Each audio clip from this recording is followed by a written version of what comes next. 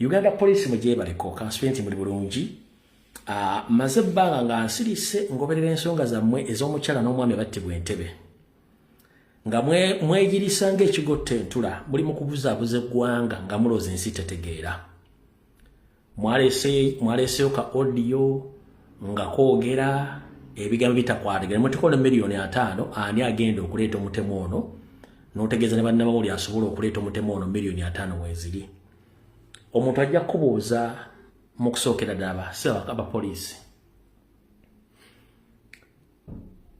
omuntu ajja kubuuza omutemu oli bw'abazze nga yajja kutta yali adisikasinga naani ku lunaku lw'okutta yali adisikasinga naani mu musooke mufune voice note musooke mufune eddoboozi lye yali ayogera naani lwaki bw'otunuulira footage gwe mwaleese stand still photo mwaleese ekifaananyi nga kiyimiridde kyambadde masiki ne muteekako ebigambo byammwe ekifaananyi kye mwaleese baka video kaddemu eddobo tekuliko movement ya muntu yonna tuli mu forensics twabaleese mukole obuvuyo bwammwe ffe ne tusirika tukimanyi nti mu famire y'omugenzi mwagitiisa tegenda kujja mwagala twalawo mwaleese akatambi mu ddoboozi nga tekuli wadde ekigambo kyonna tekuli wadde movement y'omuntu eraga nti omutemu yali atambula wabula wano wenjagala kansooke mbawulire omusajja ono ng'ayogera wulira bw'ayogera 50 million shillings cash. The moment you lead us to the suspect or you deliver him, 50 million cash. Even journalists, you can join in the hunt. Everyone is called upon to make sure that we have this suspect in our hands.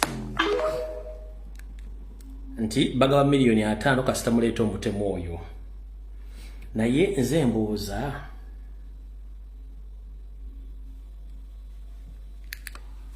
osobola okwidentifyinga omuntu oyo osobola okwidentifyinga omuntu oyo can you identify that person tosobola can you identify that person tosobola bw'otunuulira bulungi nnyo ekifaananyi kino kiringa ekya AI kye bapuleesinze opuleesinzi bo ne bateekawo audio yaabwe ebuzaabuza nkiddamu bw'otunula ekifaananyi kino balinga ekye bapuleesinze opuleesinzi kubanga tosobola kuŋŋamba nti you can identify this guy wano kenyini nemba nga nkugambye poliisi yennyini tebasobola ku identifyinga musajja oyo kusiba oyo baakoze can you identify that man no one can identify that man naye yakulaga ayimiridde mu kamera akugamba nti bw'oleeta omuntu oyo tokuwa ssente $5,000,000 ye nga kenyini tasobola mu identifyinga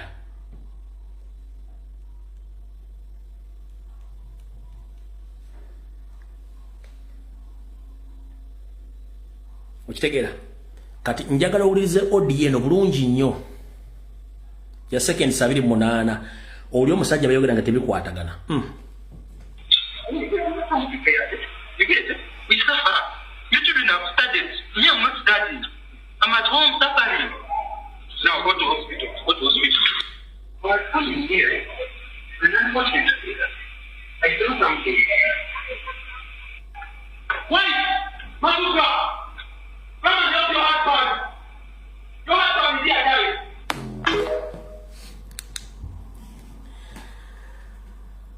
bw'owuliriza eddoboozi lyatadde mu kifaananyi ekyo owulira nga omutemu ono yali alina n'omuntu gw'ayogera naye ng'ali ng'abakaayana nti ye tafiiriddwako bo abaana bwe tebasoma kati muntu kyayinza okuva eri n'atandika okkaanya famire nga temukwatako kuba omuntu yandibadde akaana yandibadde baana b'omugenzi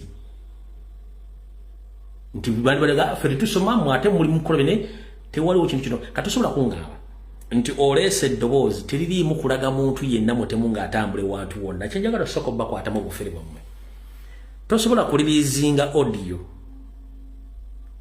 nga in the first place temuyinaawo video yonna eraga ntambula ya mutemu gyadde atambula mu compound y'okuyingira mu makaawo mwene muta audio mulowooza abantu basiru omuntu yenna asobola okuteekamu audio ne muteekamu ebigambo ng'oli ayogera n'omuntu nga mugattagatta ebigambo okulozesa abantu nti oli ate n'ekirala audio bw'ogiwulira gye baataddemu teri mutemu agenda ku assassinatinga muntu n'asooka mu conversation. Omutemu yenna agenda ku mission kugituukiriza, bw'agikumala gituukiriza n'agenda, kubanga bw'ofuna abatemu bonna basinga obungi betulabyeko tebamukkiriza kufuna eye to eye contact oba discussion n'omuntu gw'agenda okutta, at the end asobola okufuna sympathy. Kyovula nti ye omutemu asobola okujja nga yambadde akakofiira oba kigalubindi ng'akitaddeko oba nga yambadde masiki n'akutta, kubanga bw'owa omuntu eddakiika mutandika okwogera bifo nga tonnamutta omuntu asobola okukyusa face ye kano namuyambe n'afuuka ow'ekisa n'atakutta. Kati teri mutemu agenda kutta ne musooka mu discussinga, tekisoboka. Abatemu ekyo tebakikola.